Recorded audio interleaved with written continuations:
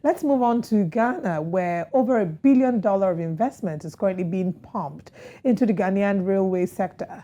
The Chief Director of Railway Development Authority has said that this is in part the vision of Ghana's President Nana Akufo-Addo to make Ghana a transport hub in West Africa.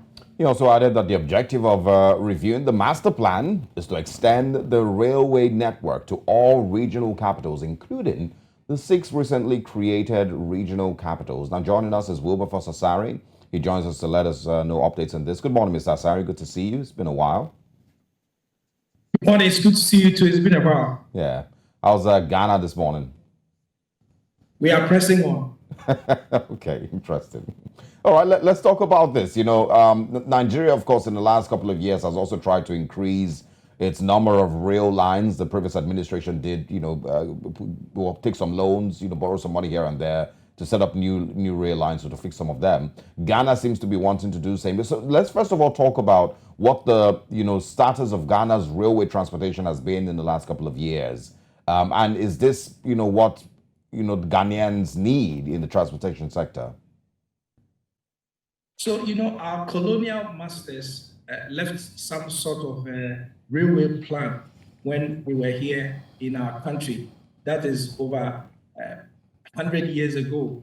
And there were 3 kind of master plans. So there was a master plan for the transportation of human beings, and there was a master plan for the movement of manganese and bauxite, and also a master plan railway line for the movement of limestone and other resources.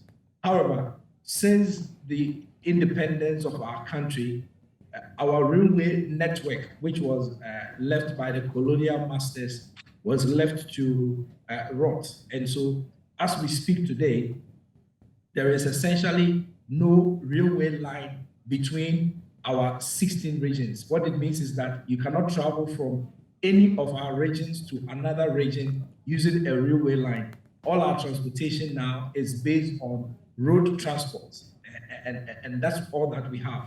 And so when the current Akufo-Addo administration came into office in 2017, it decided that it was going to relook at the existing railway network, which has been left to deteriorate, and to see how it can work around it to revamp the railway network, at least for purposes of transporting people and then subsequently transporting some of the mineral resources that we mine here in our country, such as gold, bauxite, and manganese, and what have you. And so that is the current situation of the railway network in our country. And the investment that is being talked about has come up because of the vision of the current Akufo-Addo administration to revamp the railway sector in our country. So much plans, revamping the railway sector is a great idea, but let's talk about the implementation of this plan. What are the steps that will need to be put in place for this plan to actually be actualized and implemented? And is this something that the people of Ghana are very much excited about? Well, so that's a very interesting question. It's an interesting question because, the people of Ghana remember the old days of railway travel during the colonial times. And sometimes when you speak to elderly people and seasoned people in our country, they will tell you about how the road network, the railway network used to be, and show you pictures of people traveling from one end of the country or a city to another end of another city.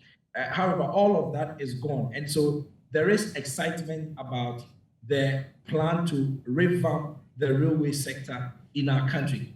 However, the issue about railway financing is a very important question that you asked, and that's because it is extremely capital intensive to set up railway networks across a country such as ours, and even in your country, Nigeria, I believe.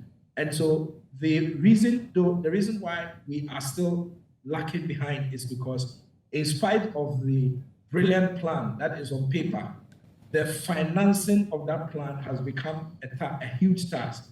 And getting resources, getting investors to come and invest in the real sector and to believe that when they invest in the real sector, there will be profit has been a bit difficult.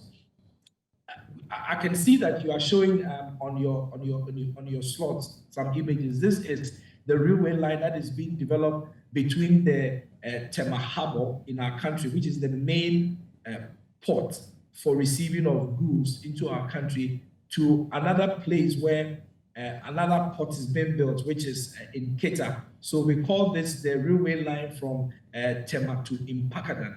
And that is what you are seeing. That is almost completed, and it will be one of the flagship railway projects that the current administration would have done since it put ahead of its vision to revamp the railway sector in our country. So the plan is on. However, it is so capital intensive that to implement it fully, it has become a bit of a struggle, especially with the coming into being of the COVID-19 pandemic and also freezing of economic activity and what have you. And so, yes, the vision is on. It is facing challenges because of financing, but some work is still being done to make sure that the railway sector in our country is revamped. When you say it's facing challenges, will the Ghanaian government have to borrow money? Is there a plan, on where to source, funds from? I understand how important this is. But is it okay if the Ghanaian government decides that they would like to take loans to finance this? Because it will, be definitely beneficial to the Ghanaian economy, and of course, it will be easy to pay back these loans. Well, yes, so that's also a very interesting question that you ask. And I think that what the Ghanaian government decided to do in 2017 was to go for partnerships, to partner with countries where they have developed their railway network. And so apart from Europe and the Americas, we do know that on the African continent, South Africa has a very active railway network. And so the government of Ghana has some partnerships with companies in South Africa and companies in other countries for purposes of developing the railway network in our country. And so you can extend the conversation and say that is more like contracting some kind of loans to finance the project here. But the approach really is partnerships. I cannot readily recollect some of the names of the companies, but at least I know there are about 2 companies that the Ministry of Railways here in Ghana has partnered for purposes of revamping the railway sector in the country. Some of the partnerships have suffered setback because of, again, the COVID-19 pandemic and also the slowdown in economic development and economic growth.